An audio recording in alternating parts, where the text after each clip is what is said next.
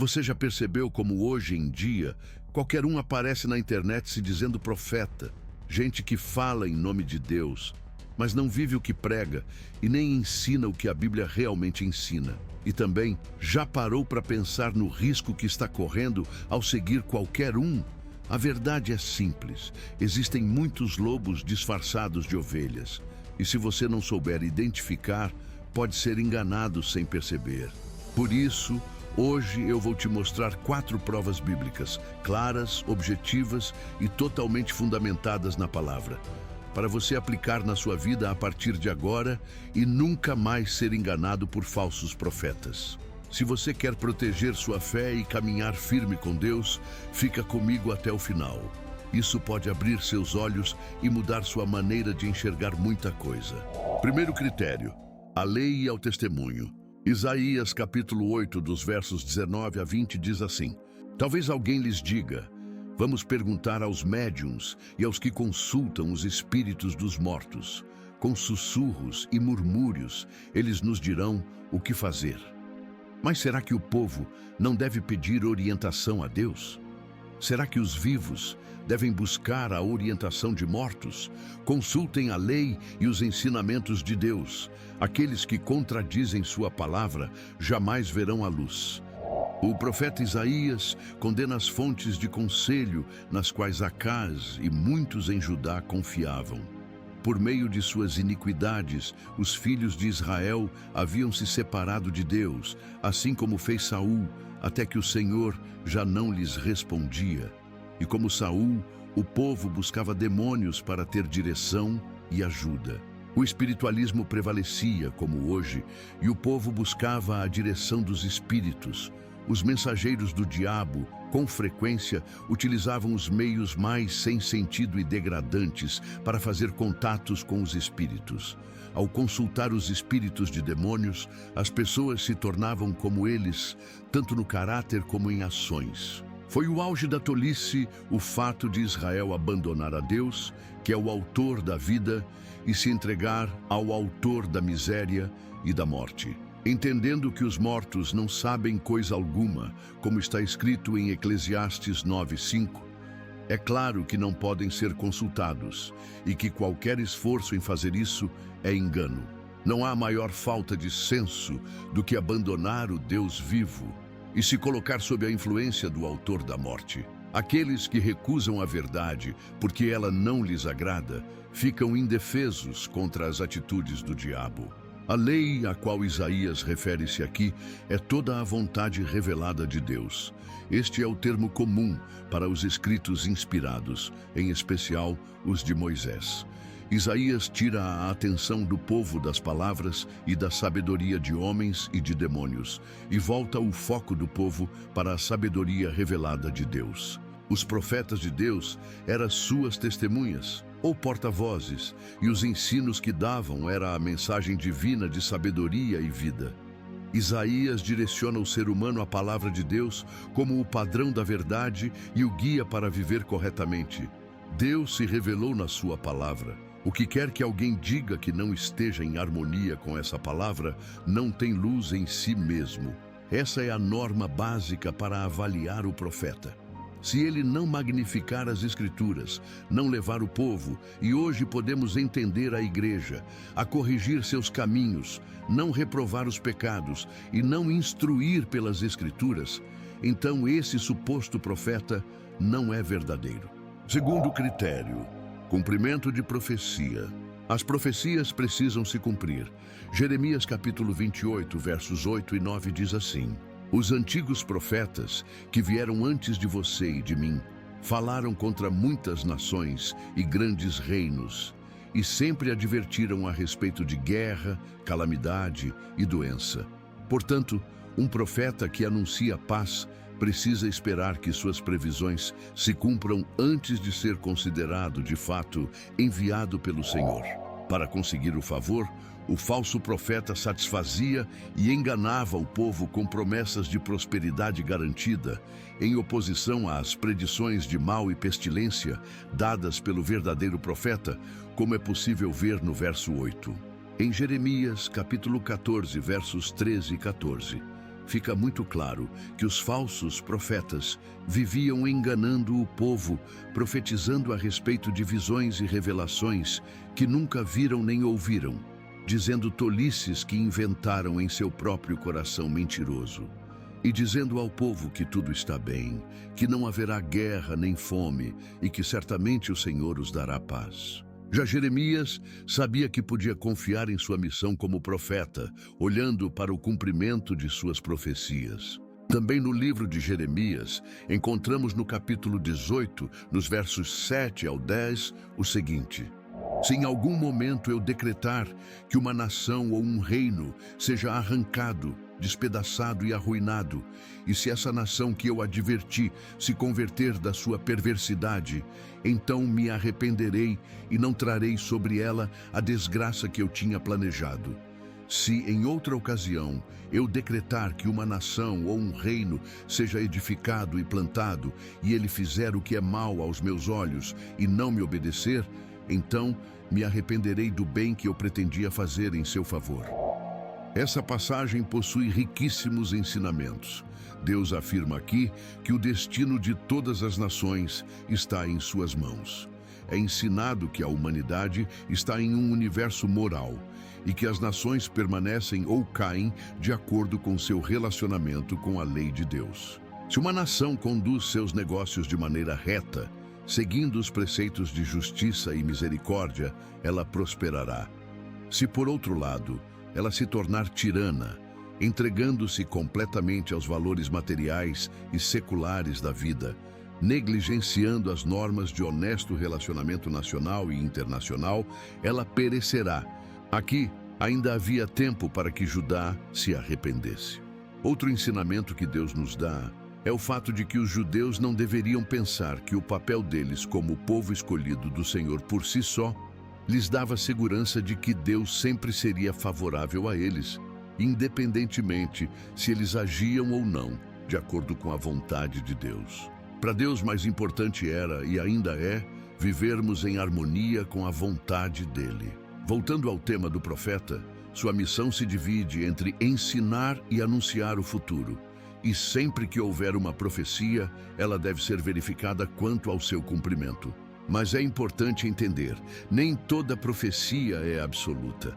Algumas são condicionais, como vemos no livro de Jonas. Deus advertiu Nínive, e ao ouvirem a mensagem do profeta, o povo se arrependeu sinceramente, mudando o rumo da história. Talvez você se pergunte, mas Nínive não foi destruída? Sim, foi. Cerca de 150 anos depois, pelas mãos do Império Babilônico e dos Medos. Isso aconteceu porque, ao longo das gerações, eles voltaram a praticar o mal. Mas naquele momento, diante da pregação de Jonas, se humilharam diante de Deus e por isso o juízo foi adiado. Ao avaliar uma profecia, é essencial perguntar: ela é condicional?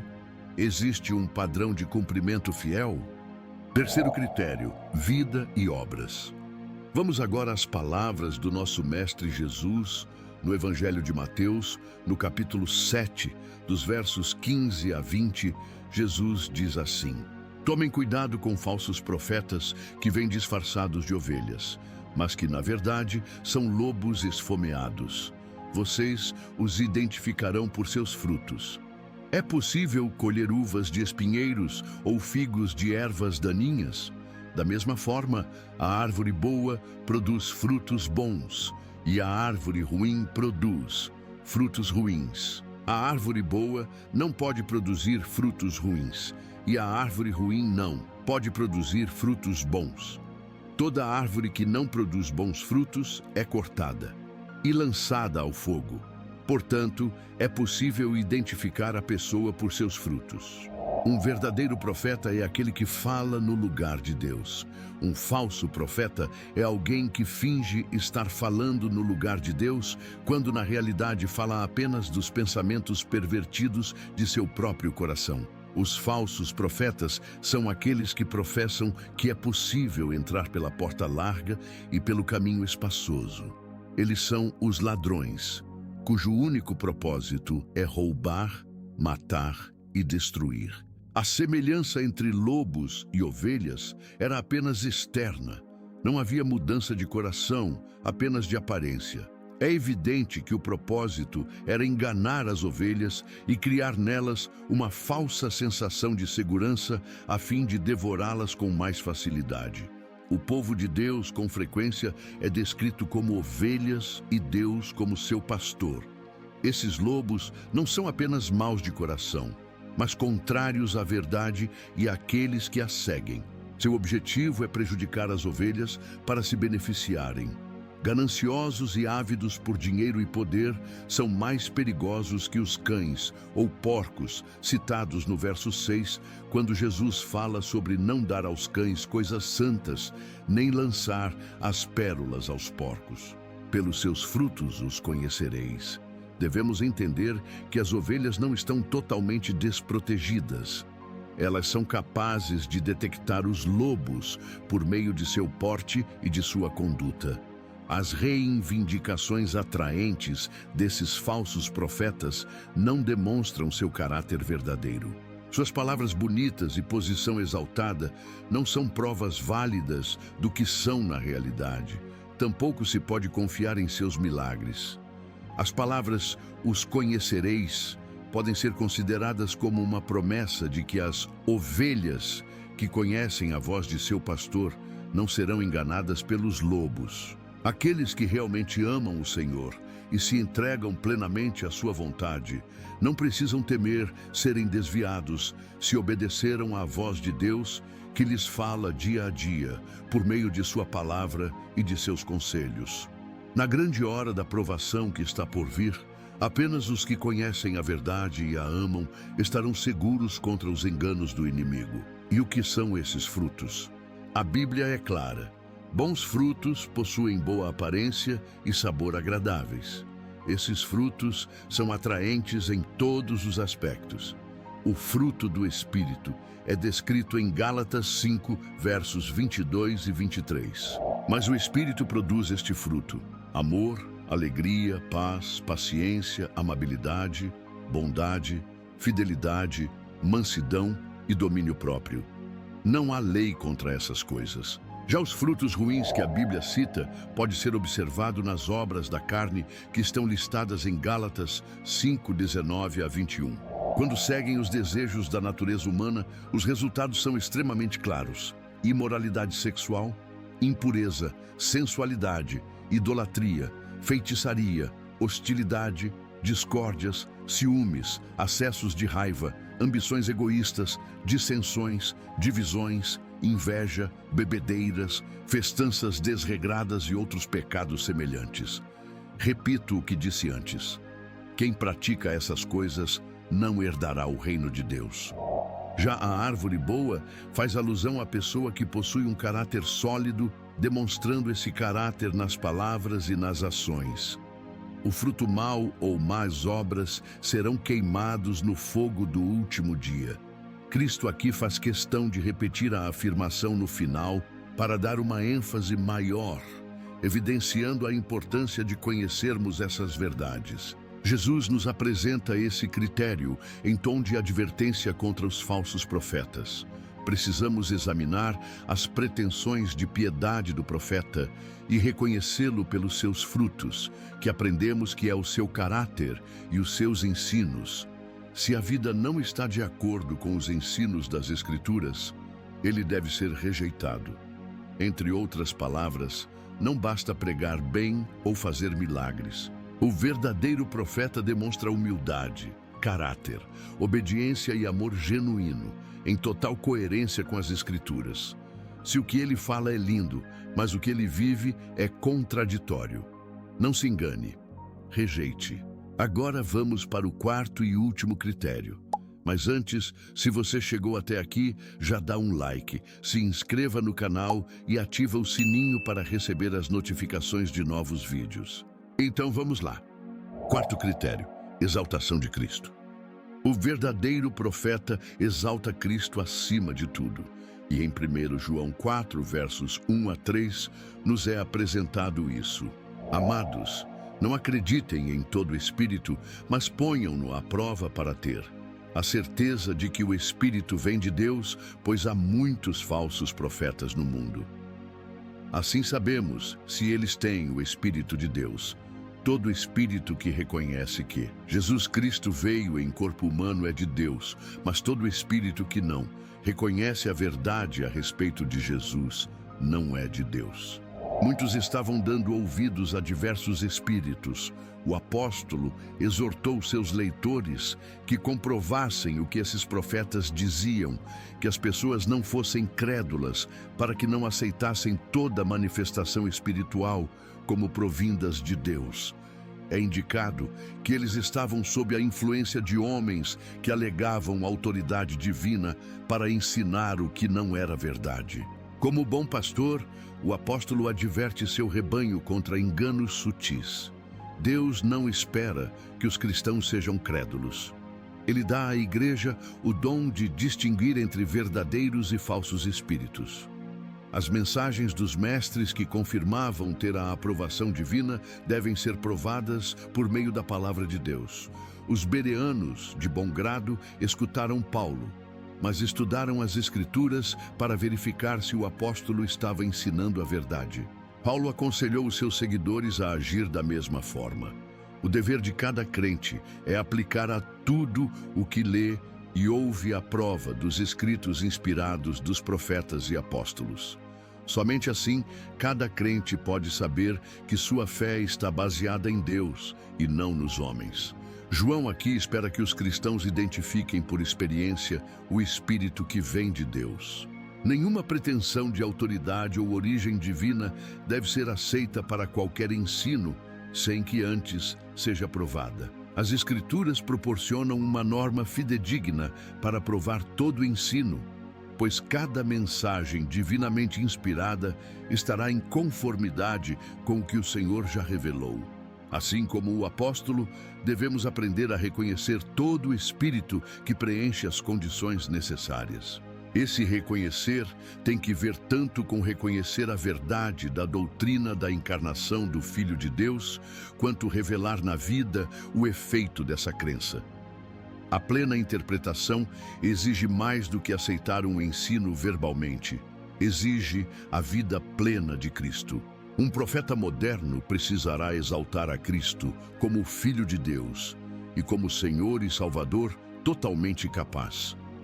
Se o enfoque for outro que não Jesus, deverá ser rejeitado. Em outras palavras, se a mensagem do profeta não aponta para Jesus como o único Senhor, Salvador e esperança da humanidade, afaste-se imediatamente, pois o centro de toda verdadeira profecia é sempre Cristo. O fato de que o Filho de Deus se fez homem para salvar os seres humanos deve ser ensinado, em especial nestes tempos em que as pessoas tentam eliminar o elemento milagroso com explicações racionais. Precisamos estar conscientes da encarnação para nos lembrar de que o Deus que possibilitou esse milagre é bem capaz de realizar qualquer milagre necessário para a nossa salvação. Nossa aceitação de seus planos e nossa adesão à sua orientação pode ser uma confissão de nossa crença de que Jesus Cristo veio em carne. Esse testemunho não deve ser apoiado sem o auxílio divino, pois ninguém pode dizer Senhor Jesus, senão pelo Espírito Santo. E sempre que quiser saber se um profeta é verdadeiro ou falso, siga esses critérios, teste-o à luz da Bíblia. Compare seus ensinos com a palavra. Observe a vida, os frutos e a mensagem central. Você não precisa viver confuso. Deus deixou critérios claros para que você não seja enganado. E lembre-se, mais importante do que ouvir um profeta é ouvir o próprio Deus falando com você através da sua palavra. Por isso, te convido para orar comigo agora. Senhor Deus Todo-Poderoso, em meio a tantas vozes que ecoam neste mundo, eu te peço, ensina-nos a ouvir apenas a tua voz. Dá-nos discernimento, ó Pai, para reconhecer o que vem do teu Espírito e rejeitar todo engano que não glorifica o teu nome. Purifica o nosso coração, para que não sejamos guiados pelas emoções, mas pela verdade da Tua palavra. Ajuda-nos a amar mais a Tua lei, a buscar mais a Tua presença e a confiar mais nas promessas que o Senhor já nos deu. Se porventura algum dia formos tentados a seguir um caminho errado, corrige-nos com amor, traz-nos de volta à luz e firma nossos passos na rocha que é Cristo Jesus. Senhor, queremos Te conhecer de verdade, queremos ouvir a Tua voz acima de qualquer outra. Queremos ser guiados não por homens, mas pelo Teu Santo Espírito. Exaltamos a Ti, Jesus, único Senhor e Salvador, e declaramos que o Teu nome será para sempre o centro da nossa fé. Em nome de Jesus. Amém. Se essa mensagem falou ao seu coração, não guarde só para você. Compartilhe com alguém que também precisa aprender a ouvir a voz de Deus com clareza. Deixe seu like, se inscreva no canal e ative o sininho para não perder nenhuma palavra que venha do coração de Deus para o seu. E nos comentários, escreve assim: Senhor, quero ser guiado apenas por Ti. Eu vou orar por você. Que Deus te abençoe poderosamente. E para ouvir outras mensagens como essa, assista os vídeos recomendados na tela.